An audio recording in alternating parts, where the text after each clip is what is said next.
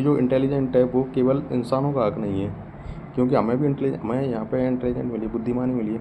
तो बुद्धिमत्ता मतलब ये नहीं है कि हम कोई चीज़ को सोच पा रहे हैं, समझ पा रहे हैं, तो उसका जो प्रोसेस है, वो जो मशीनरी टेक्निक है जो हमारे अंदर है, जो हमारे अंदर जो मशीनी वायर वायर है यहाँ पे, अंदर अंदर खोलेंगे तो वायर होंगे ना भीतर। वायर मतलब जो न्यूरॉन्स हैं, जिन्होंने बायोलॉजी पढ़ी हुई उन्हें पता है न्यूरॉन्स क्या होता है। तो वायरस एक एक न्यूरॉन दूसरे न्यूरॉन से जुड़ता है, जब जाके नहीं कोई चीज़ याद होती है और कोई चीज़ प्रोसेस होती है। तो कोई इंसान कितना IQ है किसी इंसान का, तो वो इस चीज़ से डिसाइड होगा कि उसके अंदर कितने न्यूरॉन्स हैं। कोई इंसान कितना IQ है, कितना तेज़ है, कितनी गहराई से सोच पा रहा है। आइंस्टीन जो था ना, आइंस्टीन बोलने में बहुत बेकार था, बहुत बेकार था। मतलब आइंस्टीन जो बोलता था ना, मतलब उसको वो बोलना ही नहीं आता था उसको। पर और बहुत आराम आराम से बोलता, स्लो स्लो बोलता था। स्लो मतलब बहुत, एक शब्द को छोड़ देता, दूसरा शब्द छोड़ देता। अगर कोई बोलने लगे आइंस्टीन के आगे कुछ सही बोलने वाला, तो सामान्य बोलने वाला, तो आगे निकल जाए। आइंस्टीन बहुत आराम आराम से बोलता था, पर डीप थिंकिंग था। स्लो थिंकिंग थी पर डीप थिंकिंग थी। तो आइंस्टीन कहते हैं कि वो इंसानी इतिहास का सबसे दूसरे नंबर का होता है इंटेलिजेंट आदमी। पहले नंबर का कुछ लोग कहते हैं कि न्यूटन है, पर किसी को पता नहीं है, ऐसा कोई मापदंड नहीं है कि कौन इंटेलिजेंट है, कौन कम इंटेलिजेंट है। और आइंस्टीन बहुत आराम आराम से बोलता था, पर डीप, बहुत गहराई से सोचता था। पर इंसान सोचता कैसे, वो यहाँ पे न्यूरॉन्स होते हैं ना भीतर, अगर आप खोलोगे इसके अंदर है कोई, तो काटोगे तो भीतर न्यूरॉन्स होंगे, वो जुड़ रहे हैं एक दूसरे से, पर इंसान सोच रहा है वो चीज़ें कि प्रोसेस हो रही है मेरे अंदर। तो वो जो डीप माइंड के CEO गूगल को, उन्होंने कहा था कि जो ये बुद्धिमानी है वो केवल इंसानों का हक नहीं है, वो इंसानों को मिली है गिफ्ट में। वो सभी जानवरों से इसलिए आगे निकल गया क्योंकि इंसान को एक बुद्धिमानी का गिफ्ट मिल गया, वो उसके अंदर एक न्यूरॉन्स का पूरा जाल मिल गया।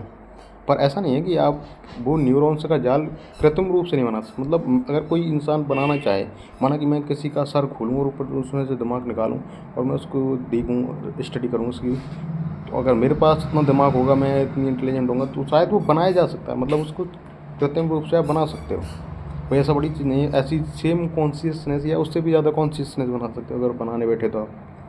अगर आप बनाने बैठे तो उससे भी ज़्यादा कॉन्शियस इंसान बना सकते हो, जो वो सोच पा रहा है उससे भी ज़्यादा सोच पाए, उससे भी ज़्यादा मेमोरी इकट्ठा कर पाए, उससे भी ज़्यादा गणित की कैलकुलेशन कर पाए, विज्ञान की न्यूमेरिकल्स कर पाए, फिलॉसफी, दर्शन दर्शन को समझ पाए, दुनिया को, ब्रह्मांड को, ईश्वर को, सबको। साहित्य साहित्य का भी हो, क्रिएटिविटी हो उसके अंदर। तो ऐसी चीज़ें बनाई जा सकती हैं। मतलब नॉर्मली आप आर्टिफिशियली इस चीज़ का दिमाग बना सकते हो जो क्रिएटिव हो। तो आगे अभी जो तकनीक बन रही है वो ऐसा ही दिमाग बनाने पर लग रही है कि एक क्रिएटिव दिमाग हो जो सब कुछ समझ पाए, जो जो खुद पैदा करे चीज़ों को। इंसान ने बहुत सारी चीज़ें दुनिया में पैदा करी हैं, जैसे कि तकनीक, लाइट, कैमरा बोल रहे हैं ये, आगे जो लाइट लग रही हुई है, जल रही है, रॉकेट्स, सैटेलाइट, रेडियो, मोबाइल, सब दुनिया में था नहीं ना, तो इंसान ने खुद ने बनाया ना। क्रिएटिव क्रिएटिव नहीं है, पर ये दुनिया ने कभी हाइजेनबर्ग का सिद्धांत पढ़ा होगा, तो हाइजेनबर्ग कहते हैं कि जो एटम होता है वो जब हम वेलोसिटी नापते हैं तो उसकी जो स्थिति है, स्थिति नहीं पता लगा सकते। जो इलेक्ट्रॉन है वो वेव का भी काम कर रहा है और कण के रूप में काम दे रहा है। जिन्होंने फिजिक्स पढ़ी उनको पता होगा कि वेव क्या होती है। वेव अलग चीज़ होती है, कण अलग चीज़ होता है। जो सूर्य होता है उसमें वेव होती है, उसमें बहुत सारे फोटोन्स होते हैं। तो इलेक्ट्रॉन वो काम कर रहा है, तो इलेक्ट्रॉन तो हर चीज़ में है, तो फिर हर चीज़ वही काम कर रही है ना वेव के रूप में। हर चीज़ वेव के रूप में काम कर रही है, हर चीज़ एक एटम के रूप में काम कर रही है, कण के रूप में काम कर रही है। वही चीज़ हाइजेनबर्ग बोल रहे थे। तो ऐसी चीज़ें बनाई जा सकती हैं जो इंसानी बुद्धिमत्ता से भी ज़्यादा तेज हो। वो कोई इम्पॉसिबल चीज़ नहीं है कि हम उसको नहीं बना सकते। जैसे कि एक ऑर्गेनिक केमिस्ट्री में एक वैज्ञानिक हुए वर्जिलियस, उन्होंने कहा था, उन्होंने एक थ्योरी दी थी, वाइटल फोर्स थ्योरी।